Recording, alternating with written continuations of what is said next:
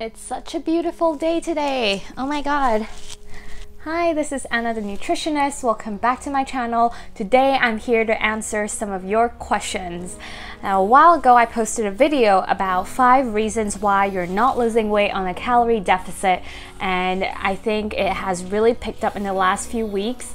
So I've received a lot of your comments and also DMs on my Instagram, and today I want to make this video to respond to a lot of the common questions and problems that I have received from you guys. Hopefully this can help more people who probably watched the video, had the same questions, but then didn't leave a comment. So hopefully this video can help more of you with your weight loss journeys. Before we begin, I want to address a few points so that we're on the same page. First of all, not everybody has to lose weight. I have young girls that reach out to me that want to lose 10 pounds, 20 pounds, and when I asked about their current weight, they are actually in a healthy BMI range. So I just wanted to start out by saying that, before you want to embark on a weight loss journey, to kind of internally reflect why you're trying to do that and what your goals are. And hopefully my videos can help people out there who are overweight or obese. I was once obese as well, and personally I lost 25 kg in 2 years time to kind of be back in the normal BMI range. I have a separate video that talks about my personal journey, so you can check that out as well if you're interested. Another point I want to clarify is that in order for you to lose weight, you will need to be in a caloric deficit. I'm sure that this concept is not foreign to you if you've tried to lose weight before. You have to eat less, move more, common sense. But what is important is that these changes don't happen overnight. So in the last video, I mentioned the math that a pound of fat is 3,500 calories worth of energy, which means you will have to create a deficit of 3,500 calories in order to burn off just 1 pound of fat. Now, just because that's the mathematical equation, it doesn't mean that if hypothetically I somehow managed to create a deficit of 3,500 calories today, that I will magically wake up tomorrow morning being 1 pound lighter.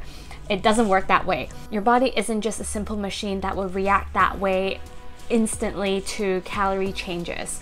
So what is more likely going to happen if you look at someone's weight loss progress over time, instead of being a straight line down, it's more likely going to be ups and downs and a general downtrend, and there could be plateaus somewhere as well. I'm making this point because a lot of people are concerned with whether they are eating the right amount of calories, whether they're doing things right, just because they've observed their weight for a few days and they don't see the change that they are wanting to see. So my advice to that is to stay consistent, keep measuring yourself, and if you give it 2 weeks or more and you still don't see changes, then that is probably the right time for you to reflect and troubleshoot what's wrong in your diet and your exercise routines.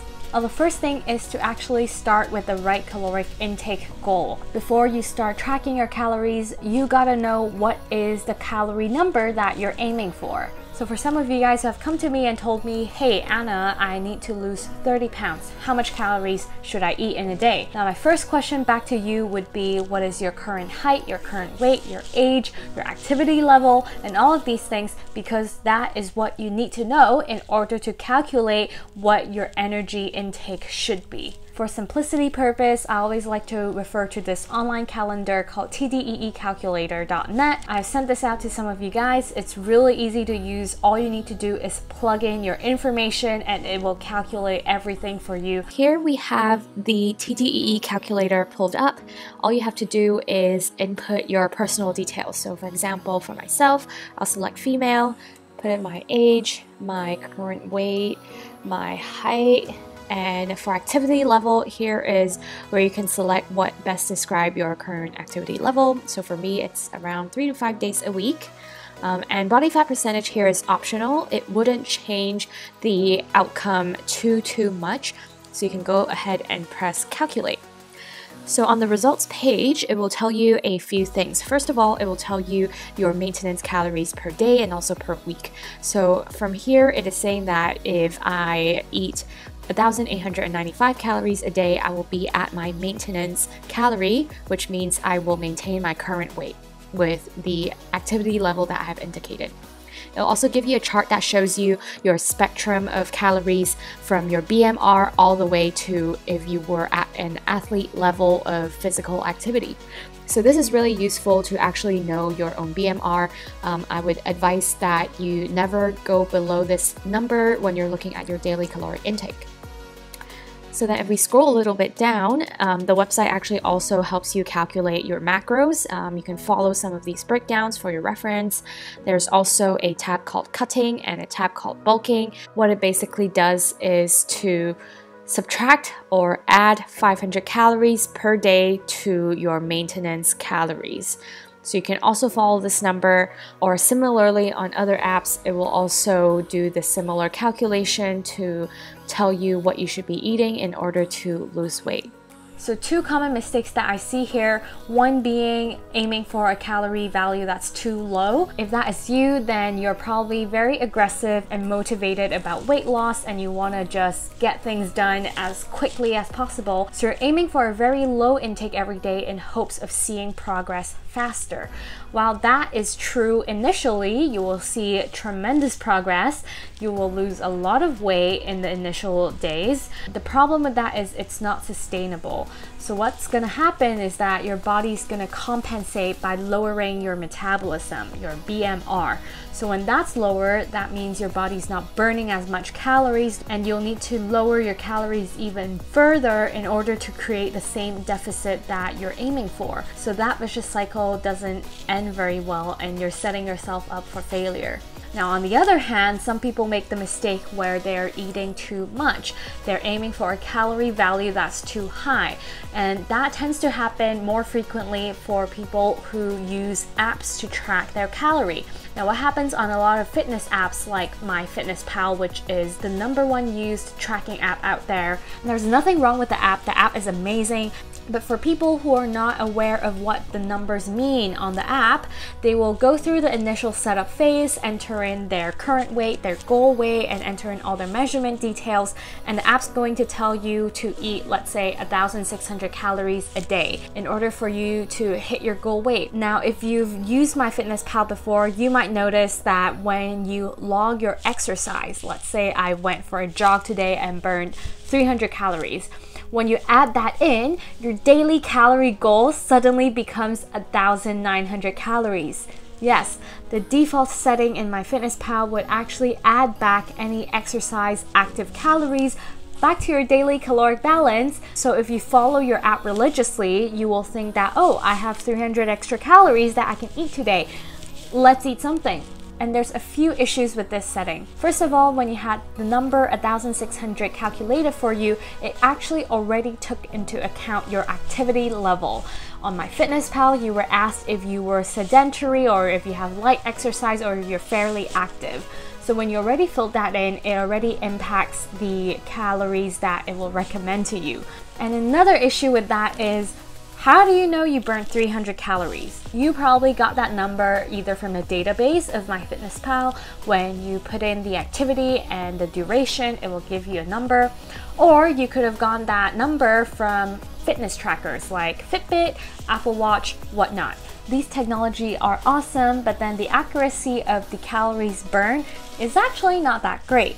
And the worst source of these calories number is actually from cardio machines. If you went on a treadmill and you took that number, then oh my gosh, it could overestimate by as much as 50%. So when you took these number and put it into MyFitnessPal, you'll really cause yourself to overeat and you're not even aiming at the right calorie number. So my solution to that is to calculate based on your current measurements and overall lifestyle in terms of activity level, and to use that number as a reference and to not add and subtract any exercises to it. Now that you have the correct calorie number that you're aiming for, the next troubleshooting step is to look at how you're inputting your calorie numbers. In my previous video, tracking error is the #1 reason that I listed out, and I still believe that it is the #1 mistake that people are making in their weight loss journeys. Just to show you guys what I mean here, there is an example journal published on the Journal of Health Psychology here that did a systematic review of over 34 different literature papers. And they found that people who are obese with a BMI over 30 tend to underreport on their daily dietary intake. So if this is happening in these peer-reviewed article studies, then imagine that chances of you doing an over-reporting in your daily tracking is much higher. So if you're interested, you can find this study online, and they also list out a lot more details in terms of what we're being reviewed here and some of the other interesting findings. And there are many reasons why that tend to happen. Let's first talk about scenarios where you are eating out. There is really very little control over what's being put in your food. Some of the restaurants will actually disclose their calorie values and also their macro values, so you can actually use that number and track it. And the database on MyFitnessPal or some of the apps will already have all of these standard menu items from these restaurants that you can just search and put into your log. The problem is a lot of these calorie value already have a error to begin with. It's been said that some of these calories have a 20% error in them. And on top of that, unless the kitchen is like a food factory where everything is standardized, then chances are the chef that actually prepped your exact plate of food didn't follow the recipe to the T. I don't think they'll be weighing out the amount of oil or the amount of sauce that's going into your food. They might weigh the protein because those are actually a fairly significant cost for the restaurant, so they'll make sure that they're not giving you too much.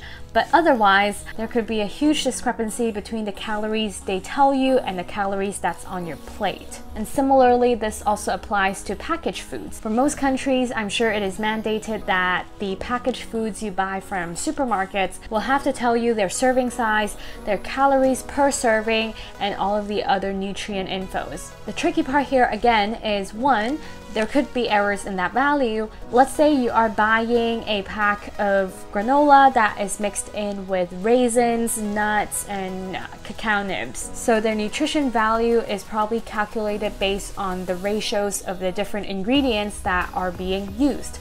But there's no guarantee that each individual package is exactly the same ratio of granola versus raisins versus nuts versus cacao nibs. You just can't guarantee that. It's not perfection. And also from experience, I know that some of the food manufacturers, when they label a food product to be, let's say, 150 grams of chicken, but in reality, in the food factory, when they're packaging it, they're not weighing each portion to be exactly 150 on the dot. Imagine if a piece of chicken breast is actually 160, they're not gonna cut away 10 grams because what would they do with that 10 grams? They're not gonna sell a pack of all the 10 grams bits that they cut off from 10 different breasts.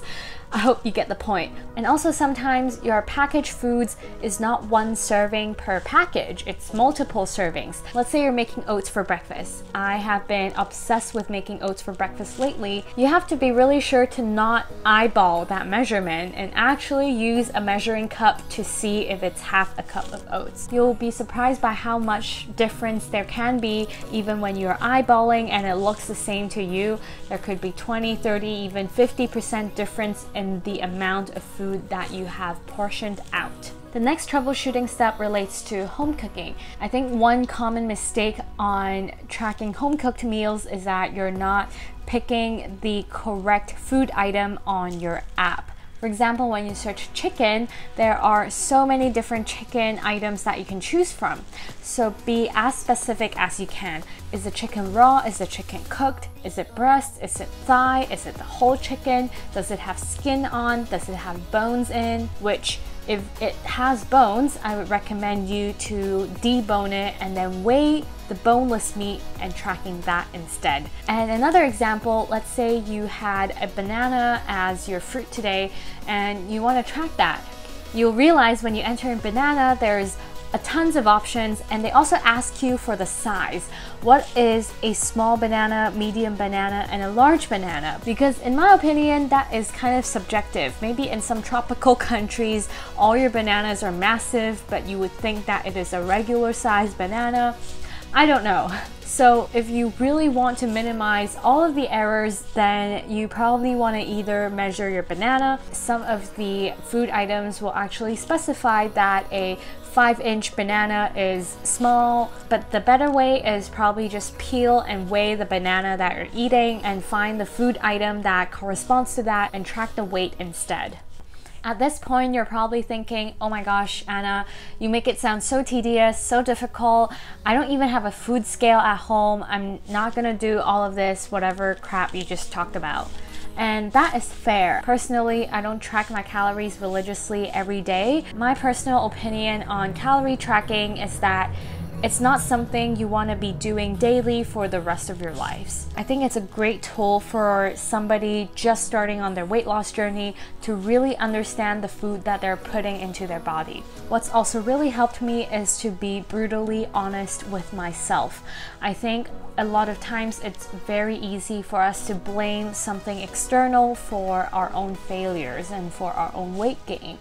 But when you reflect internally and really look at your food logs, are you being really honest with yourself with what you've eaten and how much you've eaten? Just like I mentioned, some studies have shown that we really tend to underestimate the amount of food that we consume. So this is a reminder for us to be honest with ourselves. Lastly, I do want to end on the note that I don't think calorie counting should turn into an obsession. I think it's a great tool for you to understand what is the calorie intake for you to be able to lose weight. And in order for you to know that you're achieving your goals, you kind of have to collect that data and analyze it to understand if you're doing the right thing on your weight loss journey. I made this video because a lot of you have expressed questions around why you're not seeing results. Is there something wrong? So hopefully this video is helpful to address some of these questions. But I want to remind you that calories is not the only thing in weight loss. So make sure that you're eating nutrient-dense food and also make sure you're exercising so you can retain your muscle mass and retain your metabolism as much as possible while you're on your weight loss journey. And for some of you who are watching my videos who might not be overweight or obese, but you're thinking about prioritizing your health and, you know, really paying attention to foods that you're putting into your body, I think that's really great. And I think to some extent, calorie tracking can help you understand a lot more about food intake and just be a lot more conscious about what you're putting into your body. That can help you feel the best and feel the healthiest. Make sure to subscribe to my channel for future video updates relating to health and nutrition. Also, feel free to follow me on my Instagram where I post daily about food, health, and just my daily life. If you're interested in getting more help with your weight loss journey, then I do also offer one-on-one coaching programs for body transformation. You can check out my website or also directly click the book button on my Instagram page. See you next time. Bye!